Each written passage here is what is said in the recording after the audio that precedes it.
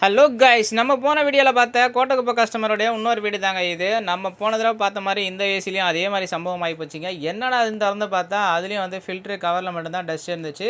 Coil வந்து அந்தளவுக்கு water service பண்ணுற கண்டிஷனில் வரலைங்க.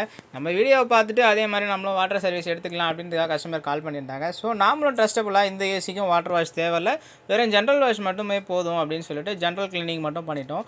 ஸோ கவரு காயில் எல்லா டஸ்ட்டையும் வந்து ஃபுல்லாகவே டஸ்ட் இருந்துச்சு. ஸோ அதை மட்டும் நம்ம க்ளீன் பண்ணியாச்சு. இந்த மாதிரி பீரியடிக்கலாக க்ளீன் பண்ணலன்னா இந்த டஸ்ட்டெல்லாம் திரும்ப போயிட்டு நம்மளுக்கு ஆயில் உள்ள வந்து அடைச்சிக்கும்.